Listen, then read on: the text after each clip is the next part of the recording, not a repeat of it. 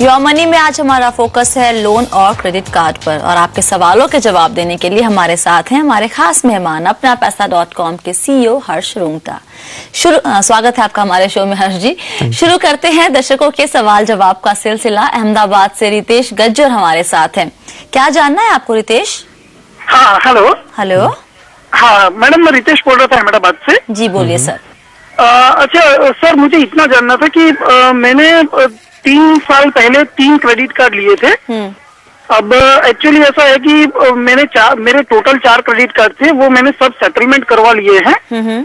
अब मैंने अभी लोन के लिए अप्लाई किया तो वहाँ उन लोगों ने मुझे ऐसा रिपोर्ट दिया कि मेरा सिबिल में नाम है, जो सिबिल करके अपना ब्यूरो है उसमें मेरा नाम है, तो due to reason of that मुझे लोन अभी नहीं मिल सकती, ऐसा उन्होंने मुझे बताया। ओके। तो मैं इतना जानना चाहता था सर कि मैं ये सिबिल में से अगर मुझे नाम निकालना है तो मैंने सारे कार्ड सेटलमेंट कर लिए हैं, तो मैं ये कैसे निकाल सकता हूँ या क्या प्रोसीजर करूँ? एक बात बताइए, आपने पूरा जितना भी आपका आउटस्टैंडिंग था वो पे किया था या उससे कम किया था? और दूसरी बात, और दूसरी बात ये कि आपने क्या टाइम पे अपना सारा पेमेंट किया था? जो भी आउटस्टैंडिंग, जो आपके स्टेटमेंट हर महीने आ रहे थे, आप उसमें भी कुछ डिले कर रहे थे क्या पेमेंट करने में? नहीं, हाँ उसमें डिले था। जैसे उसमें क्या था कि मेरा टाइमली पेमेंट नहीं हुआ है उसमें, और जैसे उन्होंने मुझे फाइनल एक अमाउंट बताई थी कि जैसे 15,000 एक अमाउंट बताई, और उसमें से उन्होंने मुझे तब वेव ऑफ करके कुछ अराउंड 50% या 60% के अराउंड उन्होंने मुझे जो फाइनल अमाउंट बताई कि ये अमाउंट आप पे कर दीजिए, जैसे 8,000 7,000 जैसी अमाउंट थी, तो वो उन्होंने मुझे पेमेंट करने के लिए बोला, तो मैंने वो पेमेंट कर दिया पूरा। अच्छा, ऑलराइट, ये सिचुएशन थी। ठीक है।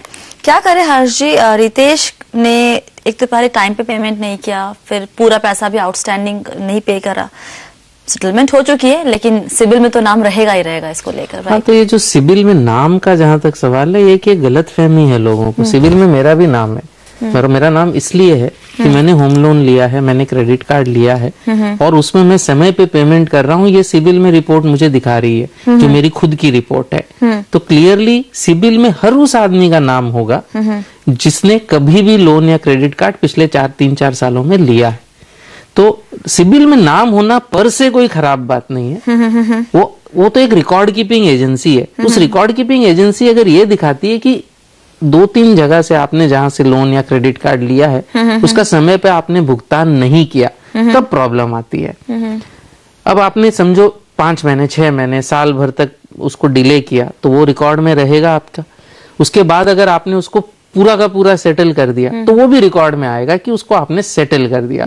उसमें अगर आपने कुछ वेवर लिया है जो कि बैंक ने माफ कर दिया, समझिए ड्यू था लेकिन माफ कर दिया, तो वो भी रहेगा कि अकाउंट सेटल्ड है ये।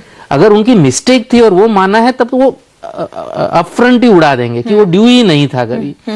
तो ये 2-3 सिचुएशंस हो सकती हैं। सिबिल में तो रिकॉर्ड रहेगा ही रहेगा। यहाँ पर रितेश जी ने एक बात कही कि अब उनकी जो फाइनेंशियल कंडीशन है वो अच्छी है, तो अभी ये ऑप्शन है क्या कि उन्होंने ऑफ कोर्स कम पैसे दिए बैंक को, जितना खर्च किया था उससे कहीं कम, कि जितना आउटस्टैंडिंग बचा हुआ था उसको अब चुका दे विद इंटरेस्ट, और वो रिकॉर्ड में वहां आ जाए सिबिल में? फिर तो रिकॉर्ड में ये आ जाएगा कि उन्होंने जो राइट ऑफ लिया था वो भी उन्होंने चुका दिया, ये आ जाएगा। लेकिन फैक्ट की राइट ऑफ लिया था ये तो रहेगा।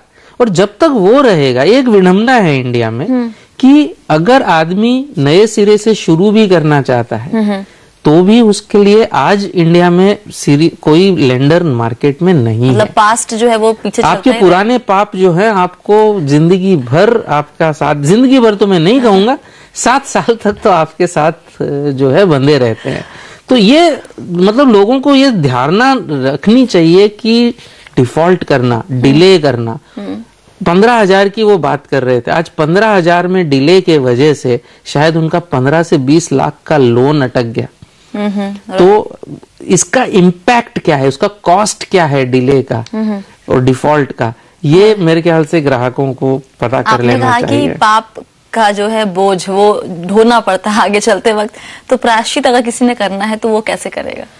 प्रायश्चित तो समय ही कर पाएगा। 7 साल तक तो वो बोझ रहेगा। आप उसको चुका भी दे तो ये रहेगा कि इन्होंने अपने पाप का प्रायश्चित किया है, लेकिन दोनों रिकॉर्ड रहेंगे, पाप भी किया प्रायश्चित भी किया, तो दोनों चीजें रिकॉर्ड में तो रहेंगी।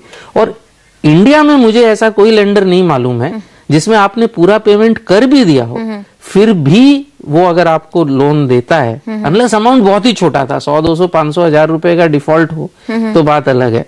अगर बड़ा अमाउंट जरा सा भी है और उसमें डिले है और फिर उसको आपने डिले के बाद पूरा सेटल कर दिया with interest, with principal, with penalty, तो भी लोन मिलना बहुत ही मुश्किल है। चलिए लेते हैं अगला सवाल। हैदराबाद से राकेश हमारे साथ है। राकेश बताइए क्या है आपकी परेशानी? Well, मेरा एक सिंपल क्वेश्चन है। Actually I have some hopes with me, but I'm just in dilemma. Should I pay right now home loan or should I invest those money? I mean, that's simple thing. All right. 10 lakh का इनके पास, इन्होंने home loan लिया हुआ है SBI से और अब कुछ पार्ट पेमेंट करना चाहते हैं और जानना चाहते हैं कि सही रहेगा या नहीं रहेगा। तो ये सवाल हमने पहले भी कई बार आंसर किया है। तो मेरा अपना ये मानना है कि रेगुलर कंज्यूमर्स को बिल्कुल भी बहुत ज्यादा कैलकुलेशन नहीं करना चाहिए। होम लोन में बिकॉज इसमें टैक्स ब्रेक मिलता है तो शायद एक लॉजिक बनता है कि आप उसको और कहीं इन्वेस्ट करें और उस पर अगर बेटर रिटर्न मिलता है तो प्रीपेमेंट ना करें। लेकिन मेरा अपना मानना है कि वो थोड़ी बहुत ज्यादा कॉम्प्लिकेटेड चीज है एक आम आदमी के लिए। हमारे जैसे आदमी के लिए ठीक है, आम आदमी के लिए थोड़ा ज्यादा ही कॉम्प्लिकेटेड है वो। तो मेरे ख्याल से अगर आपके पास सरप्लस पैसा है, सबसे पहले हायर वैल्यू लोन्स चुकाएं, personal loans, credit cards, emergency के लिए पैसा रखें, बाकी का प्रीपेमेंट कर दें। लेते हैं अगला सवाल। सुनील ने हमें ईमेल किया है।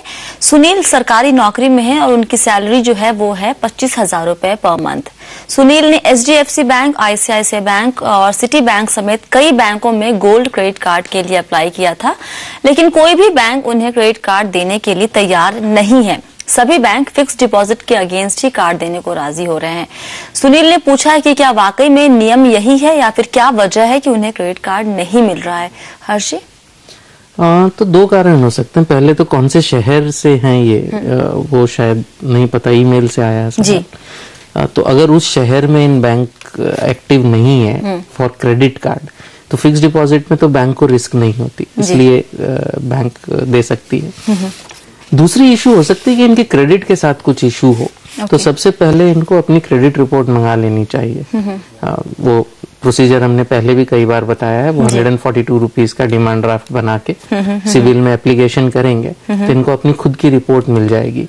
उसमें देखें कि कोई प्रॉब्लम है क्या। तो अगर ये दोनों चीजें नहीं है, अगर बड़े शहर में है और कोई डिफॉल्ट भी नहीं है पास्ट का, तो 25,000 रुपए की सैलरी पे कार्ड तो मिल जाना चाहिए। मुझे नहीं लगता कि कार्ड नहीं मिलेगा, तो जरूर इनकी क्रेडिट रिपोर्ट में कुछ प्रॉब्लम होगी, ऐसा मुझे लगता है। ऑल राइट, तो सुनील जी आप ऐसा कीजिए, आप सिविल की वेबसाइट से आप पहले फॉर्म डाउनलोड कीजिए और उसके साथ वहां अपनी डिटेल्स लिखने के बाद वहां 142 रुपीज का DD लगा के इसको भेजिए आप सिविल में और अपनी सिविल रिपोर्ट मंगवाइए। चेक कीजिए कि क्या वजह है, शायद आपके रिपोर्ट में कुछ ऐसा नेगेटिव रिपोर्ट हो जिसकी वजह से आपको बैंक कार्ड नहीं दे रही है।